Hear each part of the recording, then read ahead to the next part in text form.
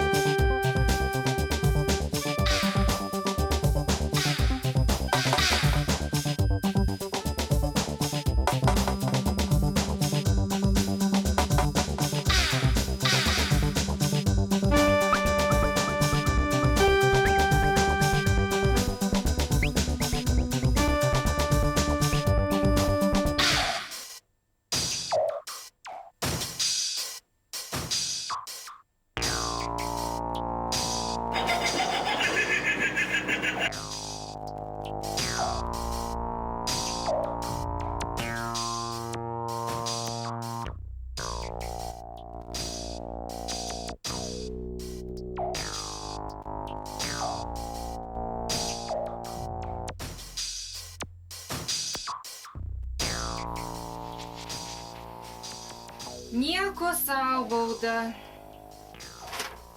už netvarkingą buhalteriją.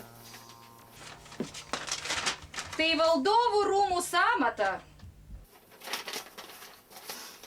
O kiek man būtų kainavę, jeigu nebūčiau kiaulės įkišusi?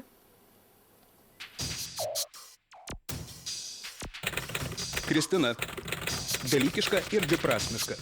Kai buvo jaunesnė, nei kaip dabar jauna. Suprato, jog kiekviena kažkuri valdžia turi kažkurį bufetą. Patyrė apartamentų bei jų priedėlių žavesį.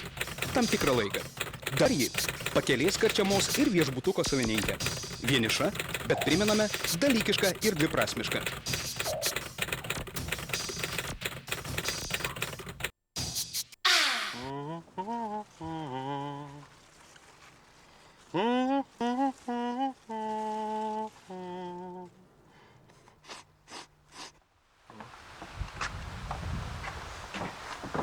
Antanai, mano šaltos neveikia. O kas tam atsitiko?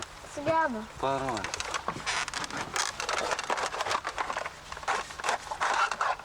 Jam palakysi. Baig, bagausi.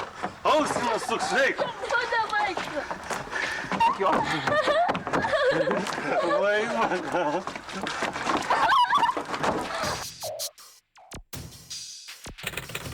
Broliai Antanas ir Simonas, Kristinos augintiniai, žuvusios sesers vaikai, našlaičiai. Antanas dar ne ąžuolas, bet ir ne vėjuje blaškomas žilvitis.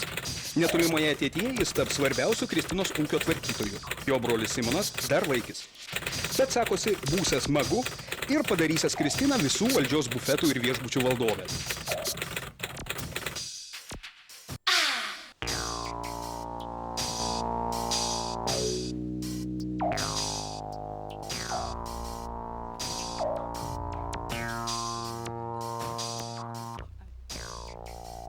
Įdomus tipelis, balti marškiniai, prabangios kelnės, basutės, matyt kažkoks mafiozas.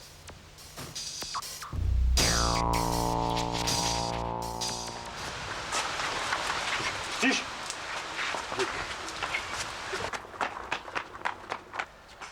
O nenaudėlis, a?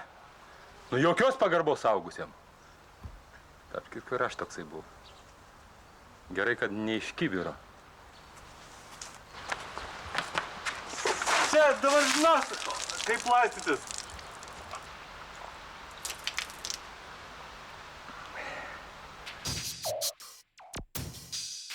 Arvydas. Amžiumi sakosi esas tarp 40 ir 50. vienas pirmųjų kažkurios pirmosios verslo akademijos auklėtinių. Į dangų žiūrėjęs ir pro limuzino, ir pro kalėjimo langą. Įsitikinęs, jog paskutinis juokiasi tas, kas pirmas šauna. Šiandien dar bus taikių seksualių verslo menininkų, ieškančių švarios drobės savo sumanimams įgyvendinti.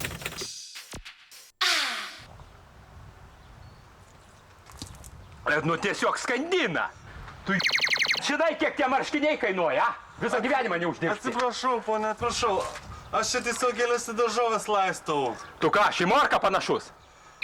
Sodininkas nelaimingas. Ponė, aš nesodininkas, aš ponios Kristinos krikštasunis. A, viso šito šeimininkės? Taip, viso šito šeimininkės. Aha. Aha. Klausyk, gal turi ką nors persirengti? Turiu, eime, eime. Aha. Eime.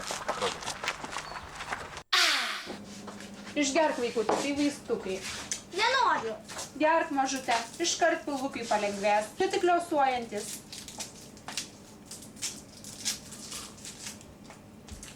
Neskanu. Jei išgersi, gausi šokoladą. Milda. Nuo patirtos gyvenimo kaitros šiek tiek pavargusio žydėjimo moteris. Išdidi, bet šiandien kiek pasimetusi. Buvusi prestižinių sostinės restoranų virėjų virėja, su dukra radusi prieglobstį Kristinos sodyboje. Milda, sriubos porcija. Anam, kur prie lango sėdu. Ankstyvi klientai šiandien, gerai, kad spėjau užvirti. Aha, ankstyvas. Ir keistas kažkoks. Klausyk, o tu girdėjai apie maniaką? Aš, kai apie jį išgirdau, tai nuo šiol viena per tą miškelį nė už ką nebevaikščiosiu.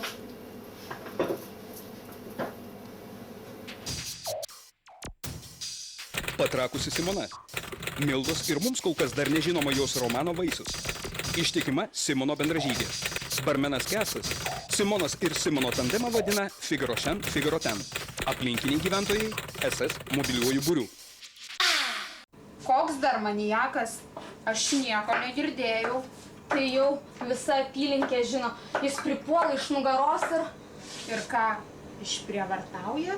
Nežinau, niekas nežino. Gelbėtojai praminė. Kodėl gelbėtojų? Todėl, kad jis pribėga ir puldama šaukia. Aš jus išgelbėsiu. Koks siaubas. Kokius niekus judvi čia tauškėte užuot dirbusios? Viktorija, tavo klientas seniai sriubos laukia. Siaubas. Siaubas ką tik iš manęs išėjo. O tu, Milda, užeik pas mane, kai turėsi laiko, meniu aptarsim.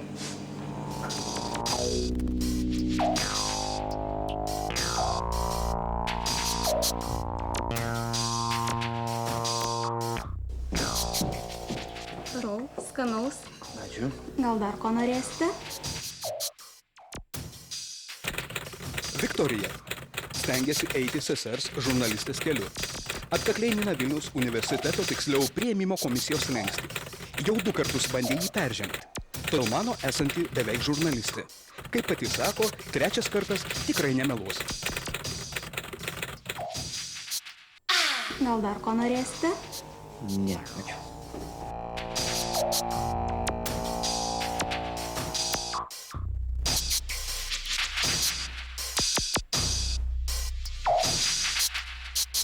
Kestai, Kristina kavos prašė. Greitai. Klausyk, Kestai. O kaip tu žiūri į mažą ūgio moteris? Iš aukštai, žinoma. Fui, koks tu. Nu, baig tu pajuokavau, tu man toks gražus mažas paukštelis. Nu, tu višta, nu. Davai, valyk greitai. Jėzus, žiūrėk, šūkis visur. Viską pačiam daryt. Na kaip, dabar gerai? Ne, dar čia ir čia, va. O dabar? O dabar jau geriau, matai, kaip nori, tai moki.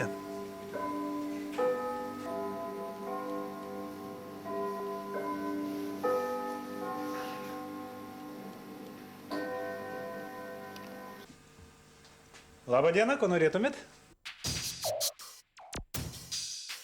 Kestas. Save įvardinantis barmenu. Plaukų spalva nuskoma tik tada, kai renkamasi dažiklius. Pomėgiai. Atspėti, kurią koją iš lovos lips. Amžius priklauso nuo įsimiegojimo.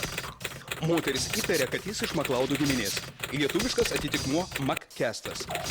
Maitinimo fronte dirba nuo neatmenamų laikų. Labą dieną. Ko norėtumėt? Nieko, galite tęsti, aš palauksiu. Mes jau baigime. Poniai Kristinai kavos. Tai ko norėtumėt? Palaukite. Man taip pat reikia pas ponį Kristiną. O, tai prašom, eime.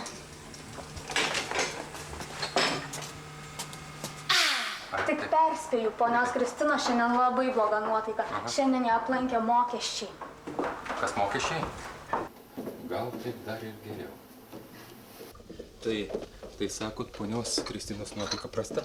Oi, prasta, tokią pajuodusią šviesenybę mačiau. Nu, gal taip ir geriau. Kaip suprasti geriau? A? Duokit padėklą man. Kaip mano plaukai? Gerai, viskas gerai. Durys atsidaro. Ką? Durys atidaryk, po to tik neužmiršk uždaryti. Aš jūs išgelbėsiu. Oi, aš išgelbėjau. Vidury baltos dienos aš kabinu užuolaidą, o tas maniakas mane už užpakalio. Tikrai tas pats. Jį reikia surišti. Duok, ką nors greičiau, kol jis dar neatsigavo. Greičiau, jis atsigauna, surišti. Aš jūs išgelbėjau. Viktorija su savo padėklu tikrai persistengė. Ponas Arvydas joks maniakas. Kaip greit moteriškės išsiaiškino, tik verslininkas, kuris į gyvenimą žiūrėjo ir pro limuzinų, ir pro kalėjimų langus. Jūs ką? Gultelėjęs? Vidury baltos dienos? Aš ant kėdėsgi užlipau tik tai užstrigusią užuolaidą pataisyti. O jūs, kaip koks žvėris, mane, atsiprašant, užpuolėte iš užpakalio. Atsiprašau, už ko aš jūs griebiau? Atsiprašant, už užpakalio. Suprantat, aš pagalvojau, kad jūs kartis ruošitės. Ką? Oi, nereikia. Kartis? Kartis, o jūs mane baldain. O vis dėlto, kas jūs toks? Atsiprašau, nespėjau prisistatyti. Arvydas. Kristina. Galima sakyti, konsultantas. Verslui. Taip ir patikėsiu. Sakai, verslo konsultantas. Aukščiausios kategorijos. Oi. Aha. Pasakoja ponia Kristina ponui Arvydui apie savo problemas su mokesčių inspekcija. O ponas Arvydas siūlo poniai Kristinai idėją, kaip užsidirbti pinigų, kad ir vilkai sotus būtų, ir avis piniginėje sveikos liktų. Tam bereikia šiek tiek pinigų minikameroms pirkti ir patyrusius žurnalistus nusamdyti, kurie visokias negerovės aiškintųsi ir į dienos šviesą vilktų. Arba nevilktų. Tai priklausytų nuo pačios negerovės, nuo jos dosnumo. O kad solidžiau būtų ir pavadinimą sugalvojo LTT – Liaudies tyrimų tarnyba. Pirmas naujos veiklos etapas – žurnalistų paieška.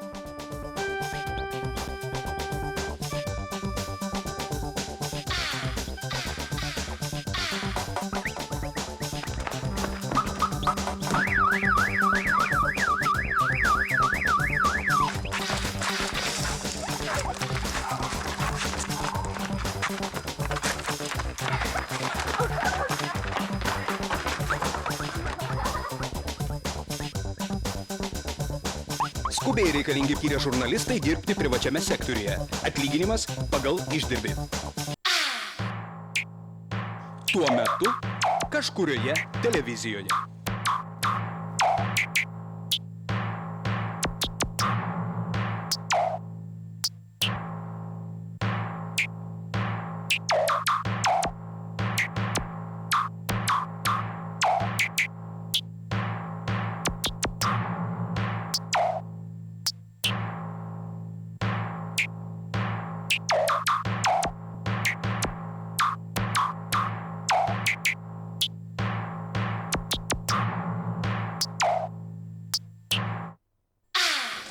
Va, pati anglų kalbą išverčiau. Nu, pažiūrėsim.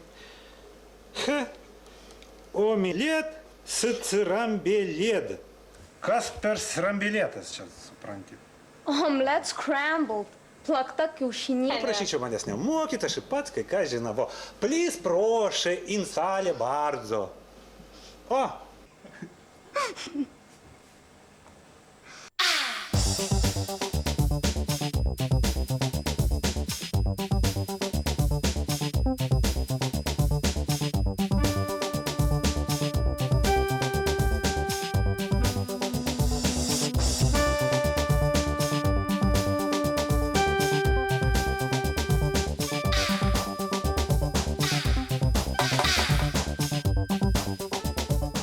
Atsiprašau, čia ne... Ne. Bet taip pat anglas. Matau panašus. Jums ką, žurnalistai reikalingi? Taip, mums reikalingi žurnalistai. Bet jūs mane labai žurnalistą panašus. Na, ko tu kęsti prie žmonių kimbi? Ar skani sriubytė buvo? Gal dar ką norėtumėt? Kavos. O pas ponę Kristiną aš jūs palydėsiu, minutėlę.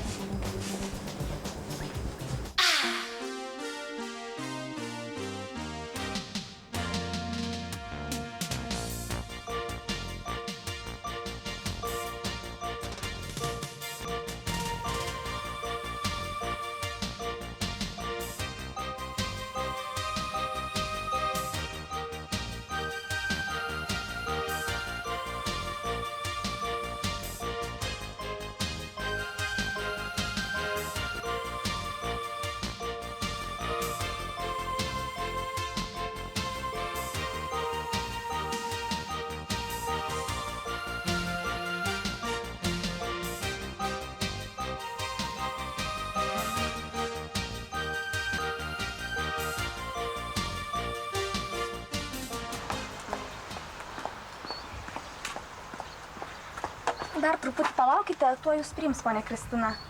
Gal dar ko išgersite? Ne, ačiū. Aš palauksiu. Na, sesute, tuoj tave priims, ponė Kristina. Matai tą vaikiną? Jis taip pat dėl to paties darbo. Tu manai, jis galės su manim konkuruoti? Gaila, toks simpatiškas buvo. Kodėl buvo? Jis ir dabar simpatiškas.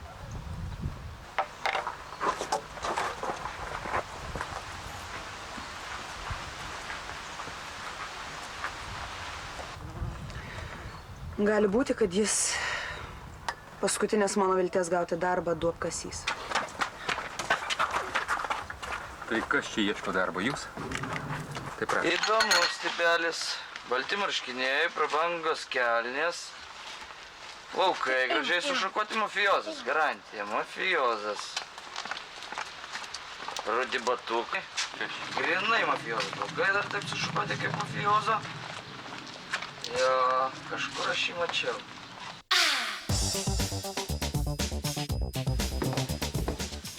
Okay, cepelinai and drink.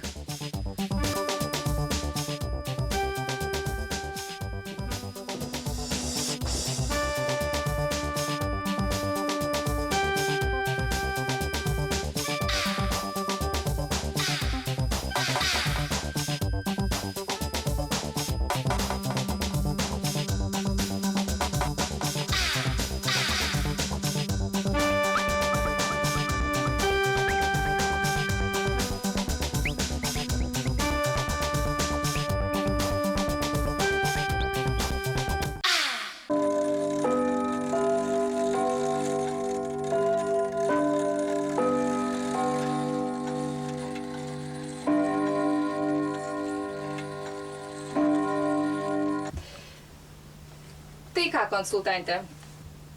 Įmame... Drįstu pasiūlyti abu. Juo labiau daugiau kandidatų ir nebuvo. Tik kad man tas vaikinukas kažkoks neryžtingas atrodė. Oi. Jūs klystat. Ne, veidelis truputį kažkiškas. Vaikiškas. Kaimietiškas. Ramus, tylus. Bet tyli kiaulė gilę šaknį knisa. Ponia Kristina, jaučiu savo kepenim. Pravers jis jums. Sakai, pravers? Tai kviesk juos abu. Kviečiu. Prašom užėjti.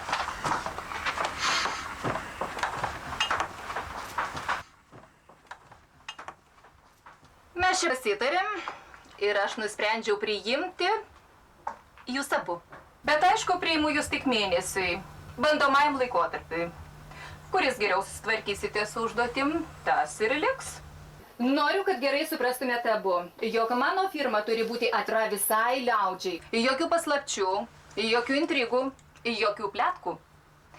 Kad taip nebūtų, tiesą apie save privalome nešti mes patys, nes kas šuniui uodegą pakels, jeigu ne jis pats. Tai taip sakant, tarp kitko,